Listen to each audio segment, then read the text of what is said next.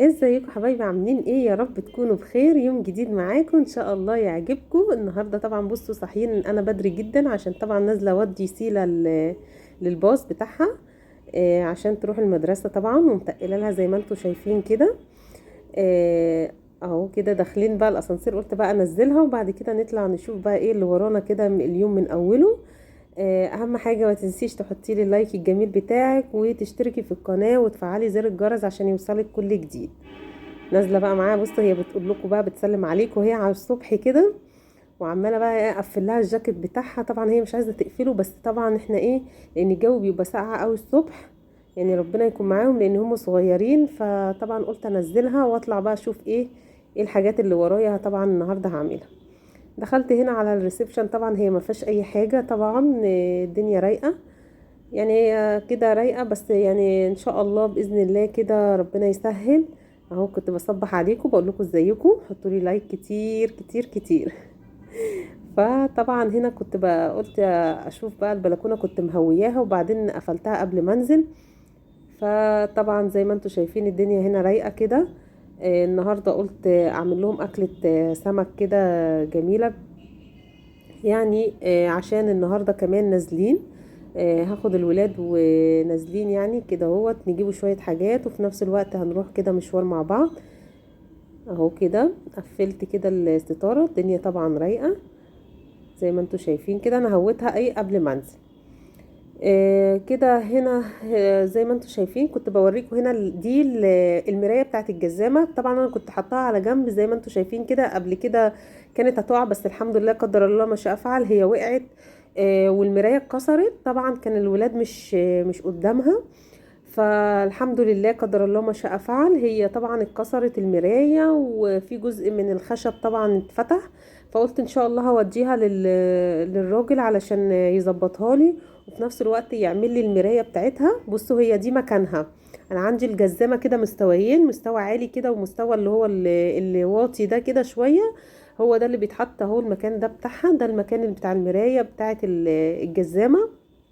طبعا احنا ما بنستغناش عنها، جميلة جدا لما بتبقى كمان الجزامة فيها مراية، لان انتي بتظبطي نفسك وانتي نازلة. الولاد بيعدلوا نفسهم مثلا ولا بيبصوا على نفسهم ايه وهما نازلين. فانا ان شاء الله قلت اعملها علشان ربنا يسهل. طبعا ايه التنفيضات اللي جاية وكده، انا ما بحبش يكون البيت فيه طبعا حاجة ايه بايظة او حاجة عايزة تتعمل او حاجة ناقصة. لا، بحب تكون كل حاجة كاملة زي ما انتوا شايفين كده.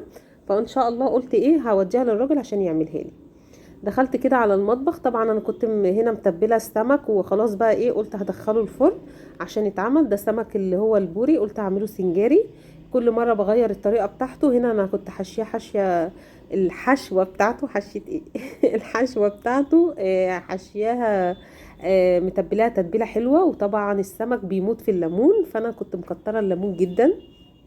وبعدين دخلت على الغسالة شغلتها برضو. طبعا دي واجب ولازم ان احنا كل يوم نغسل. وهنا طبعا حطيت في الحلة الرز، وحطيت ملحته يعني وكده وقلبته، وحطيت السمك بقى في الفرن. قلت بقى ايه طبعا ياخد السوا بتاعه عقبال ما يكون الولد اتجمعوا يكون ايه الاكل خلاص. طبعا دخلت بقى ايه جهزت. طبعا احنا اتغدينا يا جماعه، طبعا اتغدينا والحمد لله وكده، والولاد كانوا اتجمعوا واللي جا من الدرس وكل حاجه وخلصنا اللي ورانا. وهنا طبعا ايه جهزنا بقى كده عشان نازلين. قلنا بقى ايه هنجيبوا بقى طبعا شويه حاجات، وفي نفس الوقت بقى ايه قلت اخدكم بقى ايه. في حاجه في اللي هي في حاجه كده كانت بلبن كان عاملها، اللي هي اسمها ايه القشطوطه. القشطوطه دي طبعا ناس كتير جربتها، وفي ناس طبعا عجبتها وفي ناس طبعا ما عجبتهاش. كله طبعا الاكل ده اذواق. فانا قررت بقى ايه، قلت لهم بقول لكم ايه تعالوا احنا نتمشوا ونروحوا ونجيبوا بقى اللي اسمها القشطوطه دي علشان نجربها. انا بحب اجرب الحاجه يعني. فطبعا احنا اخر ناس نجرب الحاجه، طب بس يعني الحمد لله احنا جربنا.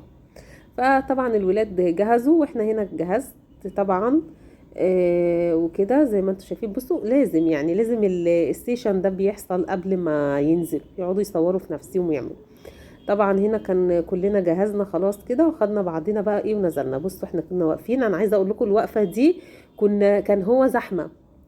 فقلنا طب نقفوا كده عقبال ايه ما نعدي السكه، وبعد كده نروح بقى ايه. بصوا شايفينه بلبن هناك اهو، اهو شايفينه. هنروح بقى دلوقتي كده ايه ونشتري.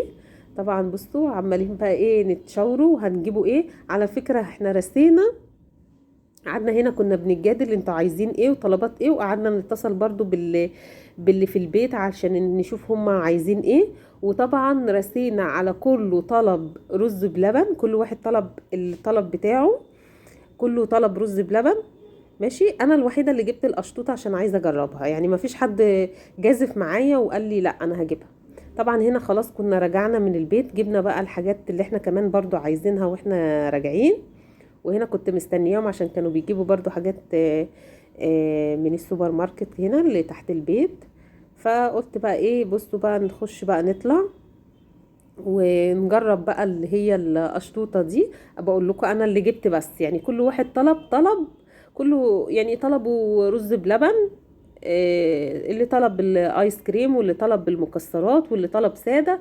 انا الوحيده اللي جبت القشطوطه، قلت عشان اجربها، ما انا لازم اجربها يا جماعه عشان اشوف برضو احكم عليها، عشان حبيت اعملها يبقى انا عارفه ايه طعمها ازاي، لان انا ما بحبش اعمل حاجه في البيت غير لما ادوقها عشان اعرف ايه اوصل للحاجه بالظبط.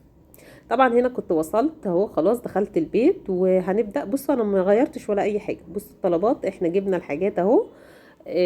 هياخدوها طبعا كده. دي بصوا القشطوطة اللي انا بقول لكم عليها اهي.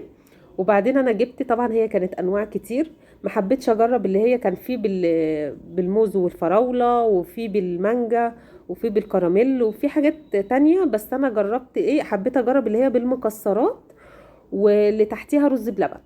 في قشطوطه بتتباع بس، وفي اللي بتتباع اللي هي تحتيها رز بلبن. اللي تحتيها برز بلبن دي جميله جدا، عايزه اقول لكم حلوه يعني صراحه، يعني عجبتني. اهو زي ما انتم شايفين كده، ده الكيس اللي فيه المكسرات، وهي دي القشطوطه اهي. القشطوطه دي عباره عن ايه، كيكه. وطبعا محطوط عليها بصوا طبقه الكريم شانتيه، في رز بلبن اهو تحت كده، ومسقيه باللبن. بصوا كمية المكسرات بتاعتهم حلوة يعني صراحة، بتاعت ربنا محترمة. حتى في الرز بلبن برضو نفس الحكاية. بصوا مكسرات طازة كمان. بصوا قد ايه، شايفين اهو كده. قلت بقى ايه ادوقها معاكم كده. طبعا لو وصلتي للجزء دوت من الفيديو ما تنسيش تحطي لي اللايك الجميل بتاعك، وتشتركي في القناة، وتفعلي طبعا زر الجرس عشان يوصلك كل جديد. طعمها جميل جدا، لا طعمها حلو مش وحش. طبعا انا ما جربتش الانواع التانية، بس ان شاء الله هعملها معاكم باذن الله. بس هي طعمها حلو قوي. دوقتها للولاد عجبتهم، وفي مرضاش ايه طبعا يدوقها. بس هنا وصلنا لاخر الفيديو، يا رب يكون عجبكم.